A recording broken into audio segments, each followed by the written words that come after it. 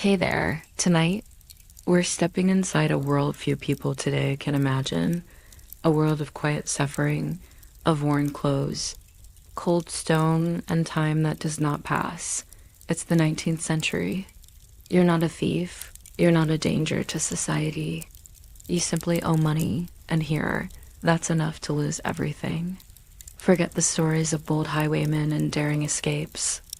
This is what it was really like to be a prisoner in a debtor's jail, punished not for crime, but for circumstance.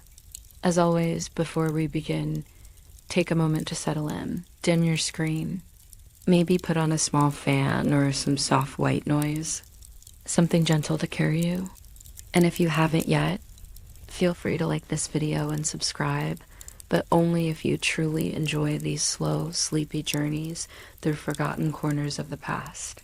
And while you're here, let me know in the comments where you're listening from and what time it is for you. It's always comforting to see who else is up with us at midnight, at 3 a.m., just letting the mind drift. All right, let's begin. Imagine it's early morning, not the kind that begins with a warm ray of sun through your curtain, or the soft clinking of breakfast dishes from a nearby kitchen. No, this morning begins with the scrape of iron on stone. The first sound you hear is the heavy rattle of boots down a narrow corridor, slow, methodical, and different. They echo faintly, swallowed by thick walls of brick and damp. You blink your eyes open, but it's still dim. A sliver of pale light, just barely enough to distinguish shadow from shape slices through a barred window high above your head. It filters down through the chill air, catches on dust motes, and fades into the gray dampness of the cell. You shift against the straw mattress beneath you, but it doesn't offer much comfort. The straw has gone damp again, musty from condensation, and you feel a cold knot of it pressing against your hip. Somewhere in the corner, a spider returns to its web, unbothered by your movements. The cell is small, just wide enough for a cot, a low wooden stool, and a rough patch of floor. The walls are close, heavy with moisture, stained a deep ochre where the damp seeps in permanently. You can trace the shape of previous tenants by the worn places in the wall, the dark oil of hands pressed. In sleep or boredom, day after day, month after month, you sit up slowly, careful not to bang your head on the low arch above. The ceiling dips here, just slightly, but enough to keep a man humble, or hunched. Your back cracks as you straighten. You stretch your legs and listen. Somewhere beyond your door, a cough rings out. Then another. There are others here, of course. This is a debtor's jail, after all. And in 19th century London or Birmingham or York, it doesn't take much to end up here. A missed payment, a loan recalled too early, the illness of a child that left you away from work just a few days too long. There's no jury, no criminal charge, just debt, that quiet creeping chain. And here, in the cell, the chain grows heavier. You rise and step toward the door. The iron is cold, rusty in spots. You peer out through the small viewing slit, but the corridor is empty for now. It'll fill later with footsteps and clinks of tin cups and muffled arguments between wardens and inmates. You sit back down on the cot and glance at your belongings. Not much. A worn pair of shoes. A cloth bundle that once held bread, now empty. And a scrap of paper folded over and over, softened by time and handling. It's a letter, or it was, from your wife or brother, or someone who once had hope. You don't open it, not today. Instead, you try to mark the time by the light. The mornings pass slowly in the debtor's ward. There is no urgency, no schedule, no factory bell or church chime to move you from one task to the next. Just waiting for news, for money, for leniency, for something to change.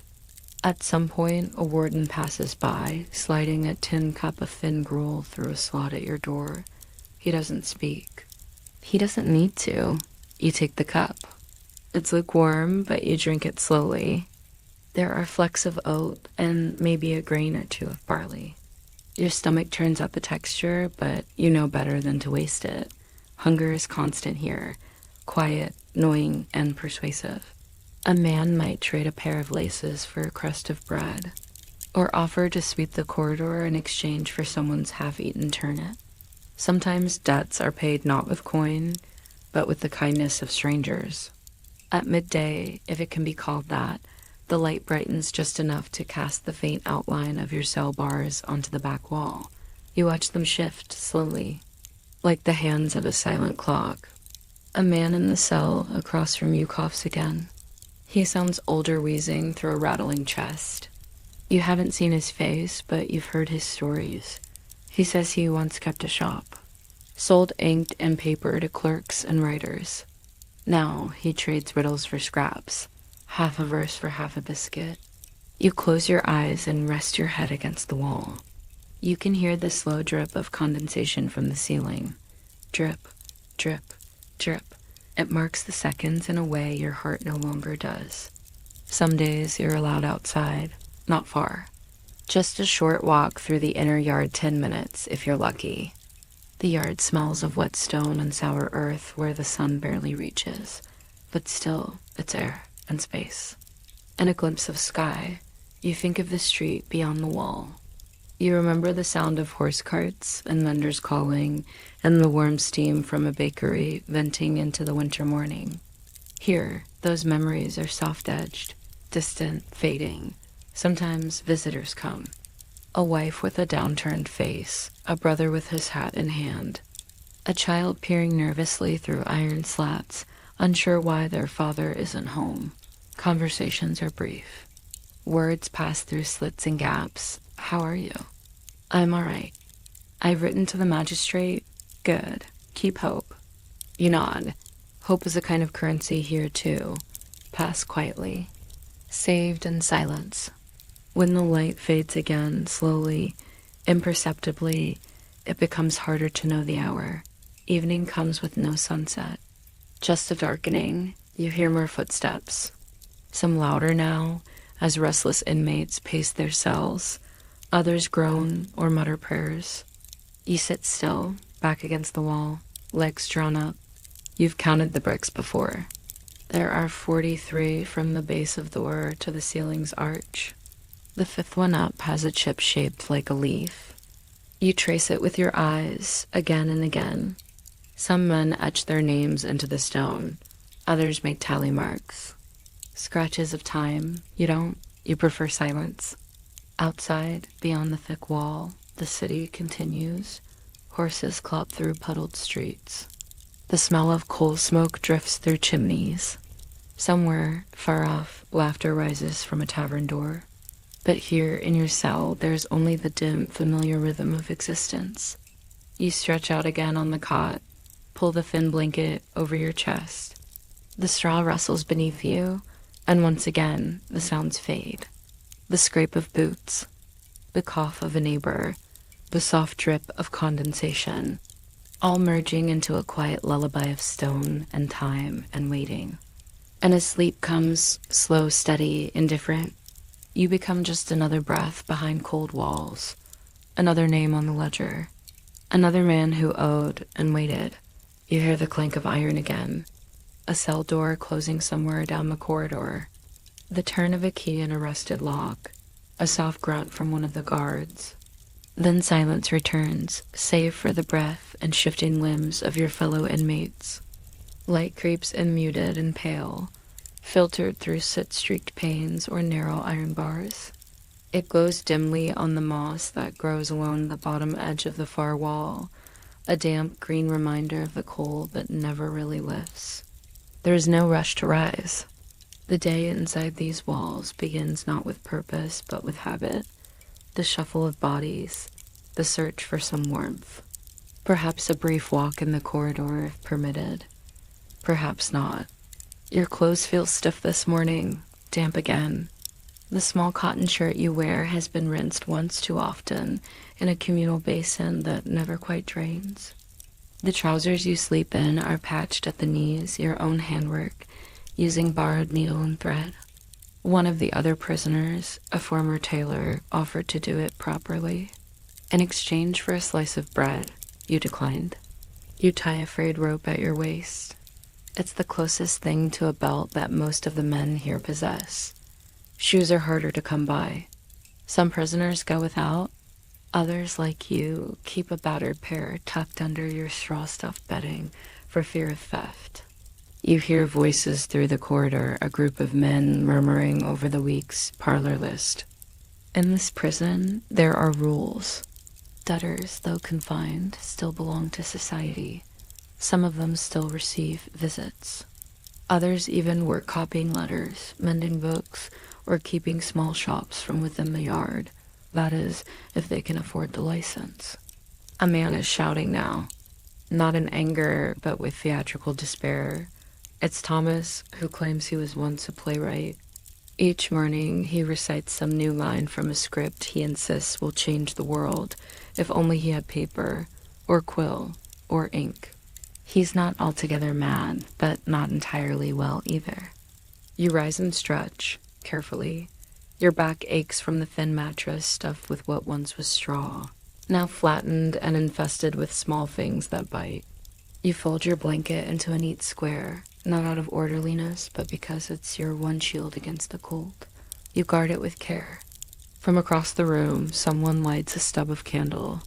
Its flame trembles in the damp air, casting a warm orange halo on the wall. A few men gather near, holding hands above it to warm their fingers. There is no breakfast unless you've purchased it. The prison does not feed you well, not unless you pay. And that's the irony. You are here because you couldn't pay. And yet to survive here, you must. Some receive money from wives, siblings, or kind friends on the outside. Small coins pass through barred windows. Others beg from fellow prisoners who are slightly better off. There are even those who offer services, shoe repair, laundry, letter writing in exchange for scraps. One man near the laundry room sharpens razors on a flat stone and offers shaves for a penny. Today you will walk the corridor. Slowly, the yard might open later. If the weather allows, if the guards are in a good mood, if there's no incident, that's the thing about life here. So much depends on things outside your control. You wait and watch, and make the most of what little rhythm remains. You nod to an older man in the corner. His name is Elijah. He's been here the longest. They say 10 years, possibly more. No visitors now, no mail. He walks 3 laps of the corridor each morning, humming an old sailor's song beneath his breath. No one knows if he truly was a sailor, but no one questions it either. Stories are all you have here. The corridor is slick in places. Dampness weeps from the walls, especially near the drainage channel. Rats are rare, surprisingly, but insects are not. The walls are chipped, and in some corners, initials are carved. One reads, G1821, still waiting. Another simply says, forgive me. The bell rings. It's time for chapel. Optional, of course, but many go. Not for faith, but for the warmth, for the routine, for the change in pace. You go too. The chapel smells of dust and worn wood. Rows of benches are filled with slumped figures, some with heads bowed in sleep, others with eyes fixed forward, though clearly lost in thought. The chaplain begins his reading in a voice that is steady and slow. You do not follow the words, but the rhythm is familiar, comforting, like the ticking of a clock. Later, if fortune allows, you may be called to the yard. It is not large, but it is open to the sky. In good weather, a kind of camaraderie forms here. A makeshift circle of chess players, a man reading aloud from an old volume of Pope's poetry, a group kneeling in the corner, scratching out calculations in chalk. Prisoners find ways to remain men, even here. You pass a woman on your way back to your cell. She is new, you can tell. Her shoes are polished still, her shawl is clean. Her face carries that stunned vacancy you've thus seen before, the look of someone who hasn't yet accepted that this place is real, that this is not a nightmare, that no door will swing open tonight. In your cell, someone has left a note. It's not for you. Just a scrap that blew in, but you read it anyway. Paid 3 of 7 today. Hope to be free before the frost. You fold it and slip it into the lining of your coat. Not to deceive, just to remember that someone somewhere had hope. Evening draws near again. The light fades. Voice is quiet. You sit on your bedding, back against the wall, listening, the rhythm of breathing, the occasional cough, the clatter of a dropped tin cup. You scratch a tally mark on the stone. You've kept no count, but the gesture feels necessary. Someone hums the melody from chapel. Another stirs soup made from a bit of lentil and yesterday's crust. It smells faintly of pepper. You don't ask. He doesn't offer. The final candle is extinguished, and now you lie back down. Not because it is late, not because you are tired, but because that is what you do here. Tomorrow will come, and it will begin again. Just the same. It is 1824. The city of London groans under the weight of soot and sorrow. Its skyline is a jagged silhouette of church spires and brick chimneys, blurred by the soft smear of coal smoke. Somewhere between the Thames and the teeming streets of Southwark stands a building that does not look particularly cruel from the outside, but within its brick walls lies the Marshalsea prison, a name that echoes with quiet disgrace. You are not in this story. Not yet. You're simply watching, perhaps imagining the view from a child's eyes, a boy of 12, sharp-faced, slightly hunched from constant worry. He walks carefully along the crowded pavements of Borough Road, clutching a parcel, perhaps some tea or a bit of bread. He has walked this way many times before. It is the path to the Marshalsea, and inside that grim, crowded complex is his father, John Dickens, once a naval clerk, now a debtor. Not a criminal, at least not in the usual sense. He owes money. Not much by some standards, but too much by others. And in 19th century England, that alone is enough to have you locked away, sometimes indefinitely. Let us linger here a little longer in this gray pocket of London life. The Marshalsea prison was divided by class. The upper classes, those who could afford slightly better rooms and privileges, might occupy the master's side, where family visits were possible and meals might come from outside. The poorer debtors, however, those without even the comfort of modest means, languished on the common side. No family, no furniture, and no extra food unless they could somehow pay for it. John Dickens, despite his genteel background, found himself in Marshalsea because of a series of small debts, the largest of which was owed to a baker. The sum? Around £40. But in the calculus of Victorian credit, it might as well have been thousands. And so, in the spring of 1824, the man was taken to Marshalsea, and his wife and several children eventually joined him. But not all of them. One son, Charles, remained outside. Not because he had a choice, but because he had to work. Charles was placed in a blacking factory on Hungerford Stairs, a young boy laboring for 10 hours a day, labeling pots of boot polish. He earned 6 shillings a week, just enough to contribute to his family's meager survival, just enough to buy a small measure of bread or a sliver of meat. But what he lost in those days was harder to see. His sense of safety, his sense of order, and perhaps most of all, his faith in adult benevolence. The Marshalsea would remain in his mind for the rest of his life. Decades later, even after achieving literary fame, Dickens refused to walk past the site. He would cross the street, change his route, anything to avoid the stone walls that once held his father. But memory is not so easily redirected. And so the prison reappeared, not in life, but in literature. You may have read Little Dorrit, or perhaps you've only heard the name in passing. But within that novel is the clearest echo of the Marshalsea. The title character, Amy Dorrit, is born and raised inside the debtor's prison. Her father is the long-term inmate, proud, theatrical, and gently crumbling under the weight of his confinement. The novel does not portray the prison with melodrama. Instead, it is shown as a place where time drips slowly, where dignity wears thin, where small hopes flicker but do not always survive. And this was the genius of Dickens. He did not rage at the prison system with fiery polemic. Instead, he allowed the reader to sit beside his characters, to feel the chill in the stone floor, to see the threadbare sleeves of the children, to taste the faint bitterness of bread stretched too thin. He made the ordinary suffering visible, not extraordinary, not grotesque, but simply there, enduring and quietly tragic. Let us return for a moment to Charles himself. Picture him again, thin, tired, his hands slightly ink-stained even then. He worked, he walked, he visited the prison when he could, and he learned to observe. He learned to notice how people changed their voices depending on who they were speaking to. He saw how a man's coat could determine how he was treated. And he heard, again and again, the word respectability spoken like a magic spell that failed to work. This early exposure to debt, to incarceration, to social hierarchy, and invisible rules, all of it etched itself into his psyche.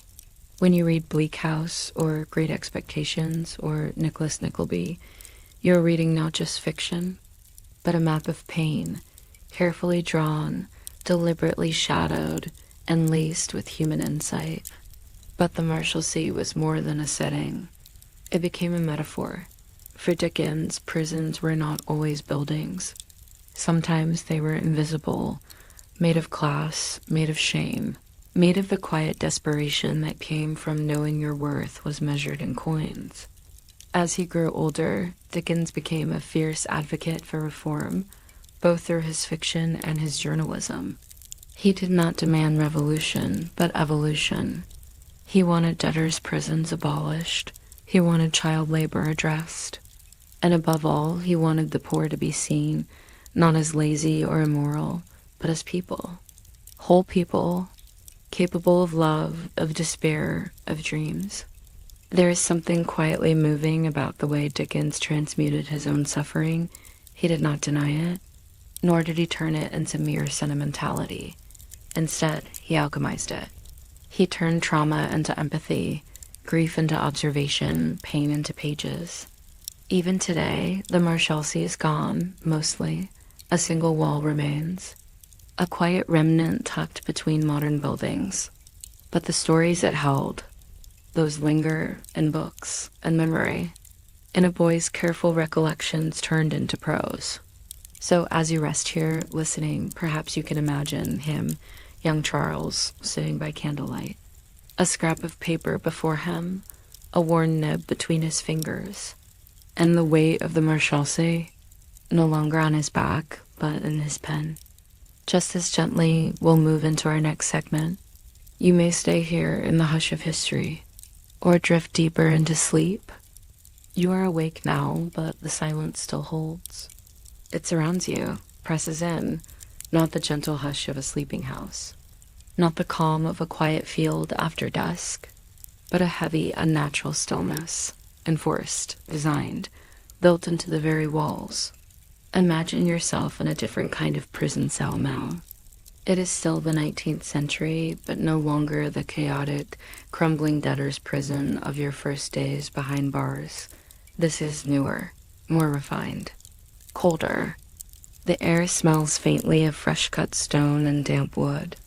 You are not allowed to speak, not to the man in the next cell, not to the guard passing by, not to yourself, not even to the rats.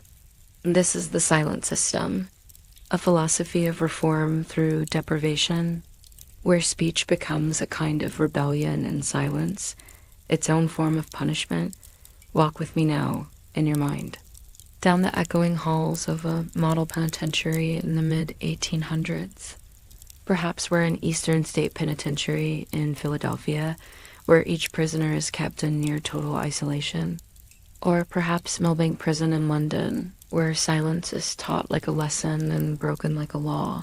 The idea is simple and terrifying. The body will rebel, but the mind? The mind can be shaped, reformed, taught to fear idleness, taught to find moral clarity in quiet and in toil. Every element of your day, as a prisoner under the silent system, is controlled. You rise early. The bell does not ring loudly, it chimes. A cold, metallic note that travels through your bones before you are fully awake. You dress, not in rags or stolen coats, as you might in debtor's prison, but in a uniform, gray, coarse, and numbered, identical to every other prisoner, because your individuality is no longer of interest. You eat, but you do not speak. You march, but you do not look left or right. You work, but you do not know the name of the man beside you. Sometimes he coughs, sometimes he weeps, but always, always there is silence. The work varies. You might crush stones into gravel, or unravel old rope into fibers called oakum to be reused in shipbuilding. Each task is selected for its dullness, its repetitiveness. Work without glory, effort without meaning. Some days you are told to pick apart tar-soaked ropes with your bare hands for hours on end. The tar coats your nails, clings to your knuckles. Other days you might turn a crank for 12 hours just to feel the weight of labor. A machine with no purpose, turning, grinding, measuring your punishment in rotations. 100 turns before rest, another 100 before water. But no conversation, not a word. Guards wear soft-soled shoes to avoid noise. Your footsteps are synchronized during the walk to chapel. Every hallway curves to limit visibility, so that even your eyes are trained to see only forward. Reform, the system insists, is not about cruelty, not about beatings or chains. It is about order, predictability, a stripping down of identity until the only thing left is the choice to behave or break. And if you break, there's the dark cell, solitary. A room too narrow to lie down in, too short to stand up in. No bedding, no light, no time, just silence, deeper now. Like being buried in thought. The architects of these systems believed that silence was medicine, that by removing distraction, the soul could be purified, that by eliminating corruption, human voices, laughter, muttering, madness, they could teach goodness. But of course, prisoners went mad anyway. Not all of them, but some. Too many. Men began to whisper to themselves. Some developed tics. Compulsive gestures. Others grew afraid of their own voices. Forgot how to form words. When the rule of silence is broken too many times, the punishment is isolation within isolation. And when that doesn't work, there are masks, hoods, cloth sacks tied over your head when you leave your cell, so you cannot see or be seen. So you can live and breathe and walk without ever being perceived. Now, imagine the chapel. It should be a place of comfort, a moment of light. But here, the pews are divided by tall wooden panels. Every prisoner is placed in a solitary booth. You can hear the priest's voice, but you cannot see him. You cannot see the man praying next to you. You cannot see the guard watching from the gallery above. You sit, you listen. You leave, alone, and this is called moral instruction. Let's pause for a moment now. Breathe in slowly. Let the image soften, not because it's frightening, but because it's heavy and we are carrying it gently. Now let us return to your cell. You sweep the floor. You fold your blanket. You sit on a small wooden stool and copy passages from religious texts with careful handwriting. It is quiet. So quiet you can hear the wind press against the mortar outside. So quiet you can hear your own stomach grumble before breakfast. And still no one speaks. The guards are not cruel, usually. They are not brutes with whips. They're part of the system. They believe they are helping, because the public no longer wants the spectacle of chains or executions. They want rehabilitation. They want the poor and the criminal to emerge better, more obedient, more moral. But there is a strange thing that happens when silence becomes law. The human voice becomes sacred, dangerous, beautiful, and the absence of it, unbearable. Some prisoners begin to scratch messages into the stone. 3 words, a prayer, a name. Others begin to tap against the walls, inventing secret codes. Small rebellions in sound. Some guards allow it, some don't. There is a term for this, whispered even outside the prison walls, the tyranny of silence. Because it is not just punishment, it is erasure. Not of your body, but of your story, your noise, your laughter, your grief. Now let's turn toward the architects of this silence. Men like Jeremy Bentham and his panopticon design, where the prisoner must believe he is always watched, but never sees the watcher. Men like John Howard, who sought clean cells and moral order, believing they were lifting society. Men who debated each other in letters and journals, imagining ideal prisons that would sculpt ideal men. They weren't monsters. They were philosophers, reformers, theorists. But they did not live in the silence. They did not spend hours unraveling rope with bleeding hands. They did not eat cold porridge with wooden spoons in a room full of invisible neighbors. They did not lie awake in the dark, wondering what day it was, or who they used to be. You did, you do. And that is the great divide. Now, gently, we prepare to move forward. The silence remains with us, but we let it recede, softly, quietly, because not far beyond these stone walls, the world goes on, with tea and music and money and names. But here, in this segment of time, you are still, you are silent, and that is what it meant to be reformed by absence. When you are ready, we'll continue to our final segment, but only when you are ready. Let your mind drift here a moment longer, if you like. The silence belongs to you now. Just for a little while longer. You are not in prison anymore, not tonight. The air no longer smells of mildew or iron or stale porridge. There are no walls pressing in, no footsteps to count. No guards whose silence speaks louder than words. Instead, imagine a room. It is early evening, perhaps just after 6 p.m. Outside, the London streets are cooling. Inside, a fire crackles in a wide hearth, not large but warm. Its glow dances across oak-paneled walls and polished floorboards. Here, the carpet is thick underfoot, burgundy, woven with patterns of cream and navy. You sink into a velvet-backed armchair with brass feet, its size beneath your weight. You're not wearing a prisoner's coarse uniform, no threadbare shoes, no nerve patch on your chest. You wear a dinner coat. Pressed shirt. You adjust your cravat, sip a small glass of sherry, and glance toward the mantel clock. This is the other side of the door. The side where men discuss debts, but do not suffer them. Welcome to the banker's drawing room. Let your eyes wander across the space. The firelight flickers on glass decanters and silver inkstands. A crystal lamp hums gently, casting long shadows over the writing desk. There are no locks on these doors. Only gentle clicks as they close, soft enough not to interrupt conversation.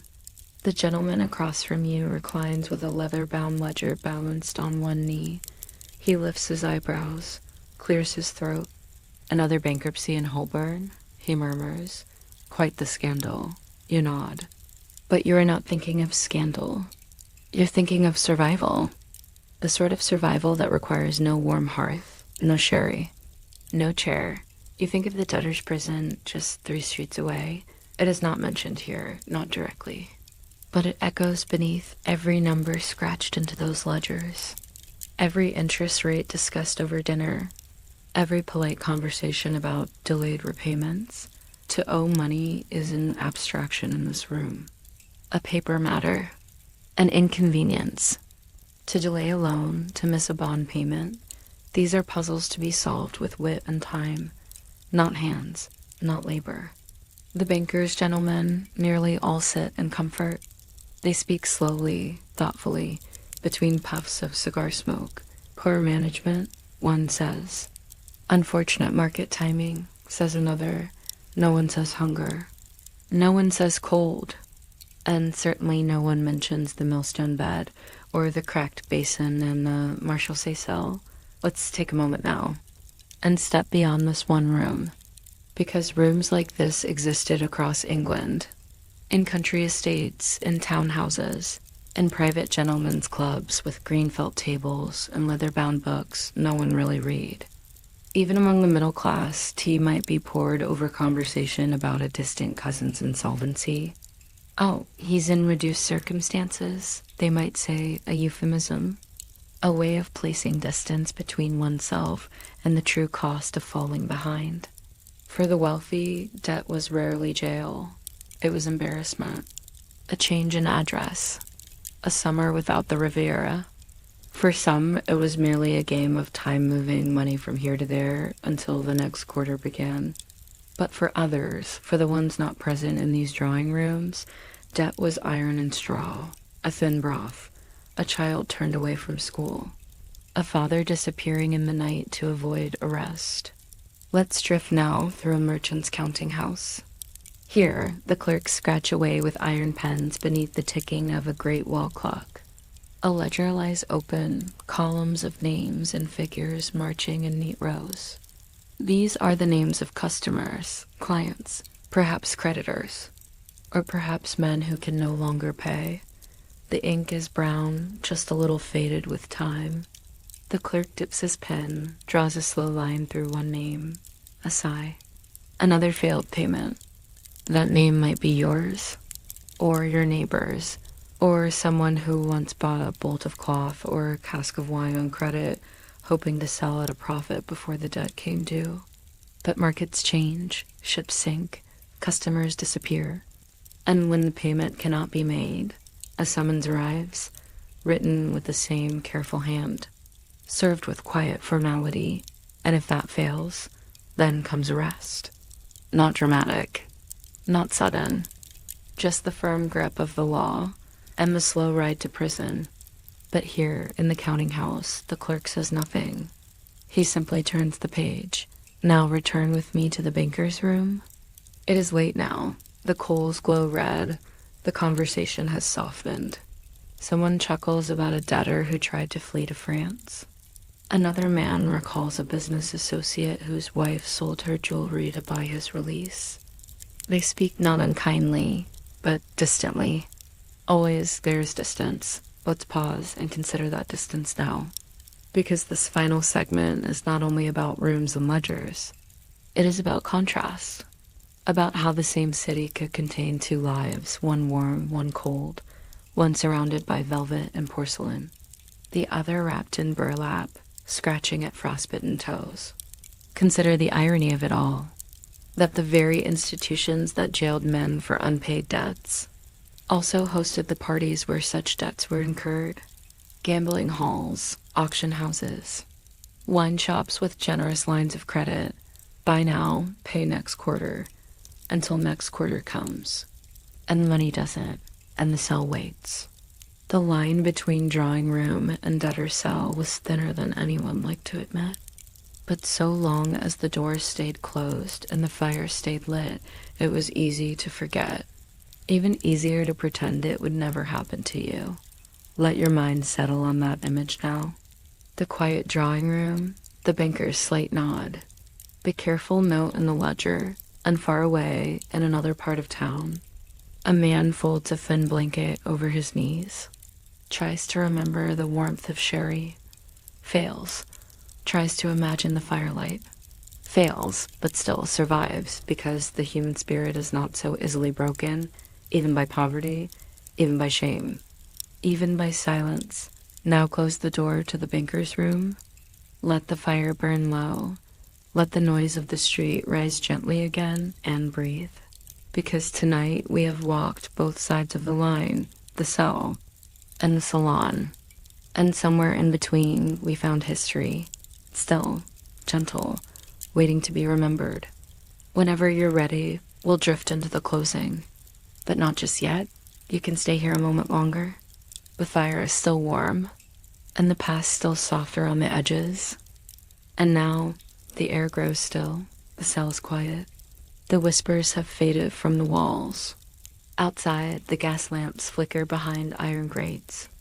a soft glow in the distant fog of 19th century London. You have walked the stone floors of the debtors' jail. You have counted the hours with those whose only crime was poverty. You have seen how dignity eroded slowly, day after day, not with violence, but with silence, not with chains, but with shame. You followed the shadow of a boy watching the gates of Marshalsea swallow his father. You've listened to the shuffle of bootsteps in the long corridors of reform, and you've heard the clink of glass in the world outside, where debts are only numbers on paper, discussed over tea and polished silver, and now all of it settles into the hush. There's no need to remember everything, the names, the dates, the brick, the linen, the coins. They can float away now, softly, like mist. You are not in a jail, not in a ledger, not in a courtroom. You are here, safe, wrapped in the warmth of the present, hearing the gentle crackle of firewood, a simple sound, steady and kind. Let it continue. Let it play. You don't need to do anything else. The world of stone walls and debt collectors has passed. The echoes will soften, the breath will slow, and somewhere in that space between yesterday and now, sleep may come. You are welcome to stay, to drift, to listen, or not. This quiet is yours, as long as you need it. The firewood will burn gently in the background, a flickering sound, calm and constant, and whenever you're ready, you may close your eyes. Good night.